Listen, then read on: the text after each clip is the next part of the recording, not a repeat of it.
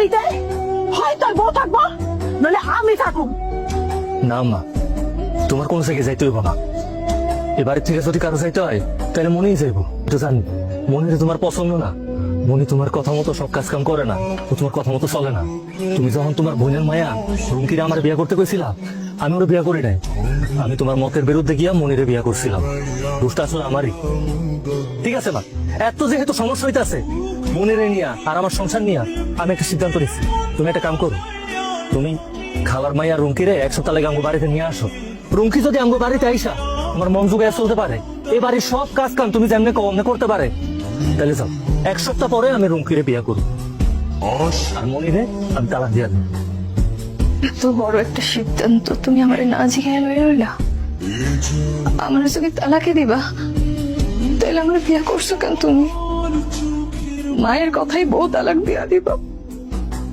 দেখুন, আমি এই বিষয়টা নিয়ে তোমার সাথে একটা কথাও বলতে চাই না। আমি যে সিদ্ধান্তটা নিছি অনেক ভাইবা চিন্তা নিছি। রুমকি আপা একদম সুন্দর করে বাড়িটা ঝাড়ু দিবা, যাতে আমার ভাই জানাইয়া দেখা একদম খুশি হয়ে যায়। তাহলে তো তুমি এবারে বউ হইতে পারবা। আর তুই কোনো চিন্তাই করিস না, তুই শুধু দেখ আজকে এমন ভাবে উঠান ঝাড়ু দিব যে আরো এক সপ্তাহ কোনো উঠান ঝাড়ু দেওয়া লাগবে না। ঝাড়ু দাও, তাড়াতাড়ি ঝাড়ু দাও। আরে রুম কি আইসা ঝাড়ু দিতেছিস কেন? যা কাপড় চোপড় বদলা যা। কি যে করো না খালা, সকাল সকাল উঠান ঝাড়ু না দিয়ে ঘরে যাওয়া যায়? তুমি ঘরে যাও, আমি উঠান ঝাড়ু দিতেছি। যা। দেখছস রুম কি আইসা বাসি বাড়ি ঝাড়ু দেওয়া শুরু করছে। আর রুমকি আইসা পড়ছে, তাহলে তো খুব ভালো। তোমার আর কোনো কষ্ট থাকবো না, কোনো কাম কাজও করতে হইব না। ঠিক আছে রুমকি, তুই যেহেতু আইসাই পড়ছস তাইলে ঘরের কাম কাজ সব ঠিকঠাক মতো করিস, যাতে তোরে নিয়ে আমার আবার কোনো অভিযোগ না থাকে। রুমি আপা, আমার এই কাপড় চোপড় গুলো একটু ধুয়ে দাও তো। কেন তোর কাপড় চোপড় আমি ধুতে যাবো কেন? নিজের কাপড় নিজে ধুয়ে নিতে পারস না? আমি ধুয়ে নিব মানে? ভাবি থাকতে তো সবসময় ভাবি আমার কাপড় চোপড় দিয়ে দিছে। দেখো, তুমি যদি আমার কাপড় চোপড় গুলো না দিয়ে দাও, আমি কিন্তু আম্মার কাছে বিচার দিব। আমার কাছে বিচার দিলে আম্মা কিন্তু অনেক রাগ করবো। আমি এই বাড়িতে তোর ভাইয়ের বউ হইতে আসছি, কোনো চাকরানি হইতে আসি নাই। আর আমি যদি কাপড় চোপড় ধুই, তোর ভাইয়ের কাপড় চোপড় দেবো, অন্য কারো কাপড় চোপড় ধুইতে আমি পারবো না। আমি কিন্তু যা, আমি নিজের কাপড় নিজে ধুই আনি।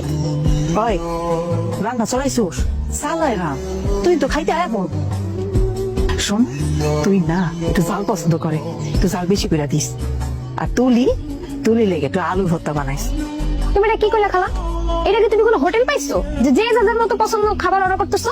দেখো খালা, আমি তো সবার পছন্দ মাথায় রেখে আনতে পারবো না। যেমনি পারি রান্তাছি, তুমি খাই নিও। এটা কেমন কইরা কইতেছস? তুই না তুহিনের বউ হবি, তাহলে সবার পছন্দ অপছন্দ জানতে হইব না?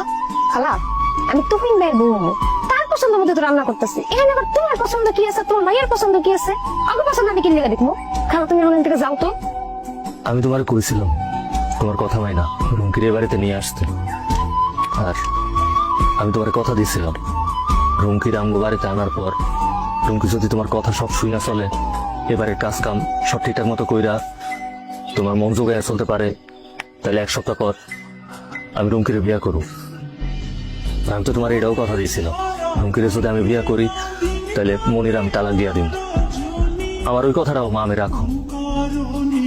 এনো মনি, তুমি সাইন করে দাও।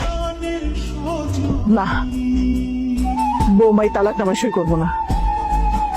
তুহিন পাগল হয়েছে দেখা তুমি পাগল হইবা? একটা সংসার কি এত সহজে ভেঙে যায়? আমার বৌমা এই বাড়ি থেকে কোথাও যাবো না। খালা, তুমি সব কি করতেছো? তুহিন ভাইয়ের সাথে যদি তার তালাক না হয়, তাহলে আমার তুহিন ভাইয়ের সাথে কেমনে বিয়ে হইব? আমি কি তোরে কখনো কইছি আমার পোলার বউ বানাবো তোরে? তরে আইনা না, তুহিন খুব ভালো কাজ করছে। ওই যদি তোরে না আনতো, তাহলে আমার দুই চোখে যে আলগা পর্দা পড়া ছিল ওইটা উঠতো না। এই যে আমার বউ কোনোদিন আমার সাথে এমন খারাপ ব্যবহার করে নাই যাতে আমি কষ্ট পাই। আর তুই কি করছস? কাজ কাম তো করছি না, এমন ভাবে কষ্ট দিয়া কথা কইছস আমার কলিজাটা জ্বলে গেছে। আম্মা, তুমি ঠিকই কইছো। ভাবি আমার কত যত্ন করছে, কত স্নেহ করছে। আর রুমকি আপা কয়দিন আগে আমার কতগুলো কথা শুনাইছে। তুমি খালারে কও রুমকি আপারা আজকেই নিয়ে যাইতে বাড়িতে। আম্মা, তুলি একটা জিনিস খেয়াল করে দেখছো, আমি যখন তোমরা এত করে বুঝাইছি, এত করে কইছি, তখন তোমরা বুঝো নাই। আর আজকে তোমরা ঠিকই বুঝতে পারছো।